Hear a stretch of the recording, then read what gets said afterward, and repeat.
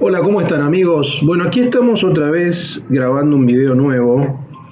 Así como hace unos días, unas semanas, grabamos un video sobre aceleracionismo, la antología muy recomendable de Caja Negra. Hoy básicamente estoy haciendo esto para recomendarles otro libro, en mi nuevo perfil, que me divierte un poco, de youtuber de libros. Fuera del chiste, fuera de la idea esta, en verdad, la verdad que me interesa recomendar libros. Y libros, sobre todo, que nadie recomienda por muchas razones o que tienen una circulación muy particular, ensayos sobre todo. En este caso, un libro que obviamente, probablemente porque no está traducido aún, eh, nadie lo mencionó. También este video es una invitación a los amigos editores a que chequen los derechos de este libro y lo editen en castellano, porque bien se lo merece. Este libro, obviamente, como pueden leer ahí, se llama 1977, Année électrique, de Jean-Marie Durand. Jean-Marie Durand, ¿quién es Jean-Marie Durand? Es un periodista, creo que fue editor de la revista Los Incorruptibles, obviamente en Francia. Publicó un gran libro también en 2015 que se llama Le Coul d'un Noven, que publicó Robert Laffont. Este libro, también publicado por Robert Laffont, la verdad que es un libro que es altamente recomendable por varias cuestiones. Primero, obviamente ustedes se preguntarán 1977, ¿por qué el año, digamos, no? En general, uno cuando repasa la historia del siglo XX hay años obviamente icónicos. Este año se está celebrando el centenario de la Revolución Rusa, 1917. Años más icónicos que el 68, por mayo del 68, difícil que el próximo año se cumplen 50. También va a haber seguramente mucha celebración, posiblemente libros, artículos y mucha tinta sobre el tema. Por lo tanto, ahí tienen 2 años. Otro año puede ser el 45. Para Europa, un año importante. Para Argentina también. Quiero decir, hay años que son icónicos, ¿no? Dentro del siglo XX, si nos vamos ya un poco más, el 2001 también. El 77, y esa es la teoría que tiene Jean-Marie Durand, es un año icónico pero silencioso. Es un año importante, clave, porque suceden muchas cosas al mismo tiempo, pero es un año que no goza demasiado de prensa ni de conocimiento público. ¿Por qué? ¿Qué pasó en el año 1977 por lo cual Durand da cuenta de este libro? En definitiva, el libro es un libro, no es un tratado filosófico, no es un ensayo filosófico académico, es un ensayo que yo llamaría literario, cultural, digamos, un ensayo cultural, ¿no? Con una prosa cuidada, pero una prosa bastante en clave como periodística. Por lo tanto, a diferencia de Aceleracionismo, que les recomendé hace unos días, este es un libro todavía más accesible, obviamente para los que lean francés, esperemos que lo traduzcan. Y el libro al final tiene una suerte de cronología de los diferentes meses de 1977. Yo diría, el libro tiene 5 grandes partes, de una parte que él llama la instalación de la inquietud, una segunda parte que se llama post-hit, donde habla de la posmodernidad, una tercera parte que se llama l'Arche du Néo, donde habla de neoliberalismo y neoconservadurismo, una cuarta parte que se llama Masa Crítica, donde habla sobre todo de el arte y la cultura del año 77, y finalmente una suerte de epílogo. ¿Cuál es la gran hipótesis que tiene este libro? La gran hipótesis, yo diría, es que el año 77 es un año, según Durand, donde se juntan, donde confluyen 3 grandes líneas que podría llamarse filosófica, política, económica, una, que es el neoliberalismo, y realmente puedo decirlo estando trabajando en una tesis de doctorado sobre Foucault y el neoliberalismo, que el análisis que hace Durand sobre el neoliberalismo es sólido, realmente, es riguroso, digamos, lo separa del neoconservadurismo, un año muy importante en ese sentido, y un año donde al interior de la filosofía francesa contemporánea también fue muy importante, un año de rupturas de amistades entre Foucault y Deleuze.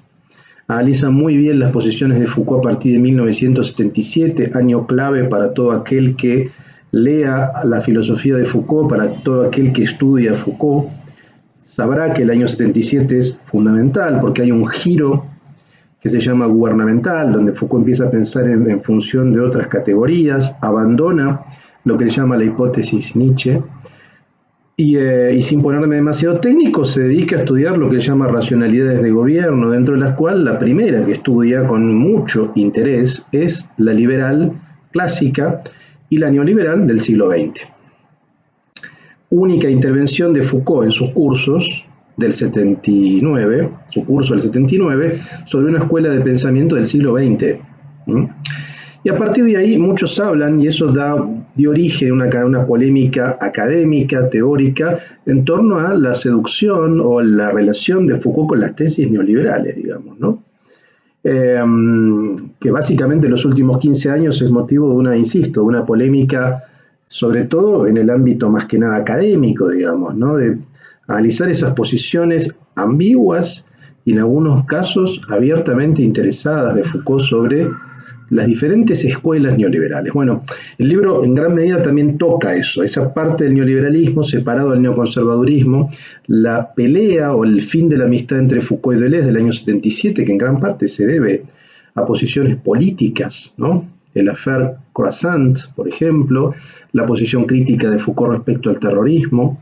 Hay un giro que muchos enmarcan como el giro liberal, con todas las comillas que ustedes quieran ponerle, de Foucault, que el autor lo analiza muy bien. Pero eso es una parte del libro. O sea, en el 77 realmente es un año central para la corriente neoliberal o la arqueología de lo neoliberal. La otra pata que toca el libro es la posmodernidad. También claramente el año 77 es un año donde la posmodernidad va a ser muy importante, cierta arquitectura de vanguardia, el minimalismo, todos los resabios que venían del pop, hacen del año 77 un año central, que por otra parte también confluye con el punk. Si ustedes se ponen a pensar, digamos, el año 77 es un año donde donde se editan discos importantísimos de Bowie, del punk. Por ejemplo, el 10 de enero se publica Live Home de los Ramones, el 14 de enero Low de Bowie. Esto está todo atrás. El 8 de febrero Television publica Marquee Moon, probablemente su libro más importante, su disco, perdón. Quiero decir, también desde el punto de vista estético tenemos esa confluencia de, por un lado, la posmodernidad arquitectónica, estética, el minimalismo, y por otra parte, digamos, se publican discos centrales que tienen que ver con el punk, ¿no? Con el movimiento punk, con cierto nihilismo, en gran medida. O con lo que el autor también va a plantear como fin de los grandes relatos, ¿no? Como el comienzo de otro tipo de estética. Y por otra parte, ¿no? Quizá la tercera, como el tercer punto central, es el arte de masas. 1977 es el año donde se estrena Star Wars, la primera película de Star Wars, digamos. Por lo tanto, detona básicamente todo lo que tiene que ver también con toda la cultura de los blockbusters del cine de Hollywood. Y también 1977 es un año muy importante porque es el año donde sale a la venta Apple. O sea, también tiene que ver con toda la explosión tecnológica que hoy es una realidad.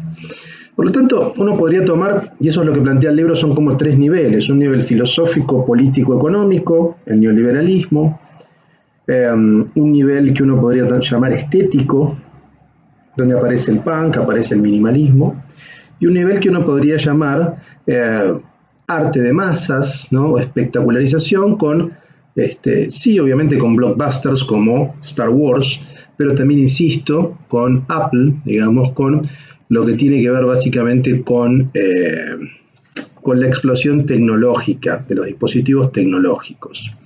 En definitiva, digo, la hipótesis, ¿no? ¿Cuál es un poco la hipótesis que tiene el libro? Dice Return vers no future, ¿no? Es decir, la idea de pensar, digamos, la noción de fin de la historia o de retorno, digamos, o también como le dan en llamar algunos críticos culturales, digamos, como Simon Reynolds, la retromanía, digamos. Probablemente 1977 fue el primer año donde se empezó a desarrollar de a poco esta idea de que hay que preguntarse, hay que plantearse seriamente si la revolución tiene sentido, y así de hecho Foucault se lo plantea en una entrevista con Henri Lévy, que digamos de un modo abierto ya en 1977, y eso lo recupera Durán. Foucault se plantea que la pregunta política en ese año debe ser si la revolución tiene sentido, es decir, ya la misma noción de revolución carecía de sentido. Y efectivamente a partir de ahí se detona esta idea de que, bueno, en definitiva lo que puede desarrollarse es una noción retro, ¿no? Un culto a lo retro, esa retromanía que después se extendió años y años. El libro básicamente va de eso de manera muy elemental. Por lo tanto, a los interesados en estudiar sobre posmodernidad, sobre liberalismo, sobre cultura de masas, sobre arte pop, digamos, recomiendo fuertemente este libro que, insisto, es un libro que no es para especialistas. Una etapa muy interesante, como pueden ver, con diferentes íconos, ¿no? Como Mark Hamill, como Steve Jobs, como Roland Barthes, como Bowie. Una década interesante, los años 70 y sobre todo fin de los 70 para Europa, y para Estados Unidos claramente fue el comienzo de una nueva era, que es la era de la inquietud, así la llama Durán, que es la que probablemente, no sé si todavía estamos viviendo, pero fue la que detonó, digamos, toda la década del 80, toda la década del 90, ya el siglo XXI veremos si sigue en esa línea, pero para aquellos que les interesa estudiar sobre todo las últimas décadas del siglo XX, post caída del muro de Berlín, antes obviamente también, digamos, yo creo que es un libro súper interesante, 1977, obviamente se cumplen 40 años, un año oculto, un año no tan marketinero, digamos, como el 17, como el 68, pero un año para los que nacimos en esta época. Yo en lo personal nací un año antes, en el 76, es un año central para los cuarentones. Bueno, invito a los amigos editores a que busquen estos derechos, que realmente el libro me parece que merece estar en castellano. Muy bien, eso es todo por hoy, amigos. Veremos cuándo grabo el próximo video. Adiós.